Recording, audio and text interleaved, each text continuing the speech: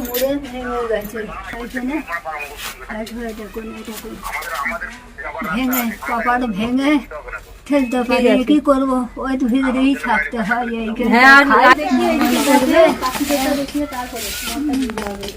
এই তো অবস্থা পাড়ার লোক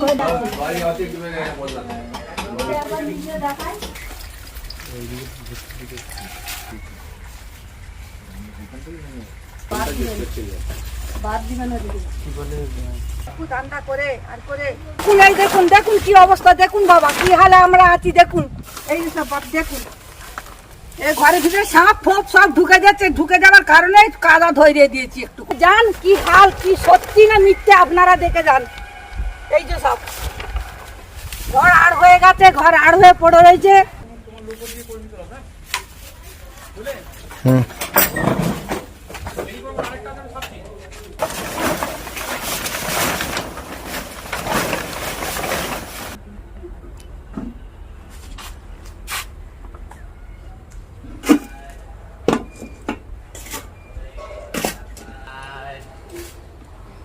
আবেদন করেছিলেন মেম্বারের কাছে প্রধানের কাছে সবার কাছে গেছিলাম তারা সব দেখে গেল বলছে আসবে সব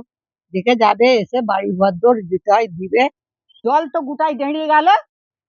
দুটি ঘরে চাল ছিল সেও ভেসে চলে গেল সব বস্য ভেসে চলে গেল খেতে পাইনি কিছুই না ছাড়ো উপর সব ছেলে নিয়ে সব লোকের বাড়িতে ছিনু ওই তো গোয়াল বাড়িতে থাকবার আমাদের আশ্রয় নেই বাবা গোয়াল বাড়িতে লোকের ছাগল একধারে আমরা একধারে ছিনু বাবা এখন তালিকা হয়েছে আপনাদের নাম আছে না আমাদের নাম আসেনি কারা পেলো তাহলে তালিকা কি করে জানবো বাবা কারা পেয়েছে কি করে জানবো ওই ধর সব সাবাগের ভিতরে ভিতরে যাদের যাদের আছে তাদের তাদের সব নাম আছে পাকা পাকা ঘর যাদের তাদের নাম আছে আর আমার কিছুই দেয়নি হ্যাঁ তাদের নাম আছে 2 তলা 3 তলা বাড়ি 1.5 তলা বাড়ি যাদের পাকা পাকা ঘর একটু তিরপল পর্যন্ত পাবার আশা নেই বাবা কত দূরের কথা বানাতে তিরপল মিরপল কিছুই পেনুনি তাহলে আর আপনাদের কি বলবো বলুন না ভালো ভালো লোককে দিয়ে দিচ্ছে তাদের কাছে গেলু তাদের আমাকে বলছে কোথা ভোট দিন আমার নবাসনে ভোট 52-53 ভোট বললে হ্যাঁ আমার সময় নেই আমি শুনতে পারবো না হ্যাঁ আমি যাবো না এরকম ভাব তাদের কাছে আবেদন করেছি গেছি আমাকে কিছুই দেয় না বাবা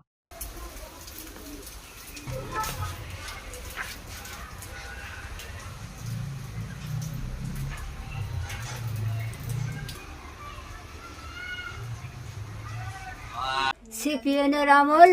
তখন থেকে তারপরে তৃণমূল এলো তারপরেতে তৃণমূল আসতো ওই পার্টিতে তৃণমূলরা দিয়ে গেছিলো দরখাস্ত দেয় না তার আমার কিচ্ছু নাই আবার এই যে চোখে দেখতে পাই না ওই ছাগল একটা পাললে তবে খেতে পাই কি করব কি করে খাবো যা একটা করে খেতে হবে আবার ব্যারাম নেবারে শীষ ঘা আছে ওই 1,500 টাকার ওষুধ লাগে কোথা পাবো বুড়ো স্বামী বুড়ো কি করব ওই তাও টাকা পয়সা দেয় না এখনো 65 বছর বয়স হয়ে গেছে এখনো বেকার ভাতারে পয়সা দেয়নি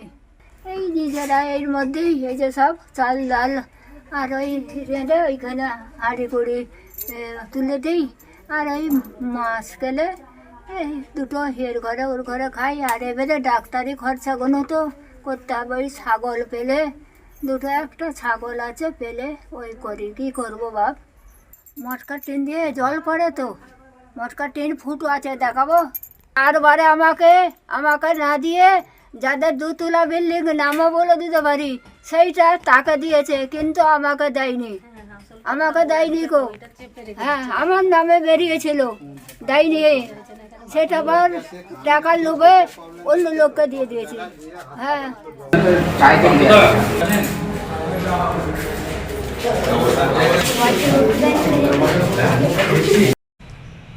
আবাস নিয়ে আপনারা জানেন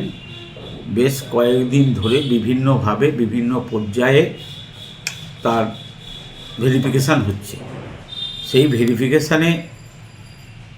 কিছু কিছু যাদের ঘর প্রকৃত ঘর আছে বাদ গেছে সেইগুলো এই যে গ্রামসভা হচ্ছে আবাস নিয়ে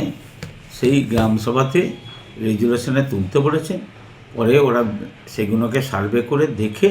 সেগুলো যাতে নথিভুক্ত হয় করবেন। আর যাদের পাকার বাড়ি বলছেন, এখনও আমাদের ফাইনাল লিস্ট বের হয়নি। ফাইনাল লিস্ট বের হলে সেইগুলো পাকা বাড়ি আছে কি আছে সেটা জানা যাবে। পাকা বাড়ি থাকতেই পারে, কিন্তু সেখানে পাকা বাড়ি রয়েছে তাদের কোনো মতেই আমরা পঞ্চায়েত সমিতি, আমি সভাপতি হিসেবে বলছি, কখনই পাকা বাড়ির কাউকে দেওয়ার পক্ষপাতিত্ব আমরা নই। আমার সরকারের যে মাননীয় মুখ্যমন্ত্রী রয়েছেন তিনিও নন, আমাদের অফিসাররাও নন। তবুই কোনো কিছু ক্ষেত্রে যদি ভুল ত্রুটি থাকে সেটা সংশোধন হবে।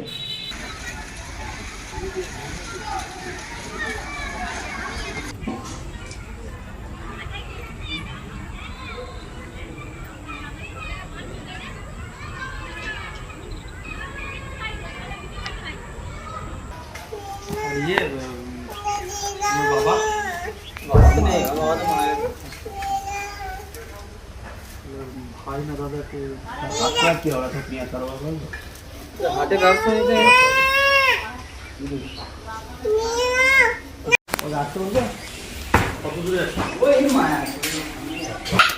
মারা গেছে চাচাদের বাড়ি ওদিকে এই বাড়ি এই সাদাটা, এই সাদা থেকে এই অংশটা করে, এই সামনেটা এটা আমাদের এইটা থেকে এইটা আমাদের এইটা থেকে এটা মানে এই যে এই অংশটা দু ভাই থাকে নাকি? হ্যাঁ এইটা ওরা দুটো ইমরান আর হচ্ছে কোনো এই আবাস যোজনা নিয়ে কোনো না কিছু দুর্নীতি না হয়, তার জন্যই আমাদের মাননীয় মুখ্যমন্ত্রী এই সূচনা করেছেন আধিকারিক দিকে দিয়ে সার্ভেটা করিয়ে। এখানে কোনো গ্রাম পঞ্চায়েতের প্রধান মেম্বার কোনোভাবেই এখানে নেই। ওনারা সার্ভে করেছেন, ওনাদের গ্রামে গেছে, পাড়ায় পাড়ায় ঘুরেছেন। আমরা সহযোগিতা, যেটা আমাকে ভিডিও থেকে বলেছিলেন সহযোগিতা করতে, আমি সহযোগিতার দিক দিয়ে আমি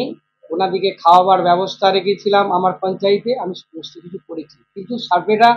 ওনারা করেছে, কোনোদিন আমাদেরকে এসে জিজ্ঞেস পর্যন্ত করে না যে প্রধান সাহেব এই সার্ভে করলাম, এই বাড়িটা এই আছে ওই আছে, আর আমরা জিজ্ঞেসও করি না। কেন এর মধ্যে আমরা থাকতেই চাইছি না। আমার কাছে যেগুলো আসছে এখন খবর যে দুতলা বাড়ি আছে, তাদের নাম এসেছে, কারো আবার একতলা যেন বাড়ি মানে ছিটে বেড়া বাড়ি তিরপাল খাটি আছে, তার নামটা আবার বাদ দেয়। আমাদের কালকে গ্রাম সভা হয়েছে, বিশেষ সভা। সেই গ্রাম সভায় আমাদের রেজুলেশন হয়েছে। সেই গ্রাম সভায় রেজুলেশনে আমরা বিডিও সাহেবকে আমরা জেনেছি, আমার পঞ্চায়েত সমিতির সভাপতিকেও জেনেছি। এই রেজুলেশনে কারা অযোগ্য আর কারা যোগ্য, যদি কোনো অসুবিধের মধ্যে থাকে এই রেজুলেশনে তারা যেন এসে লিখে যায় যে আমার বাড়িটা অযোগ্য করেছে, তাতে যোগ্য যাতে আমি হই, আবার পুনরায় সার্ভে হোক। এইগুলো আমার কাজ পঞ্চায়েতে আমরা রেজুলেশনের মাধ্যম দিয়ে আমরা পাঠাচ্ছি।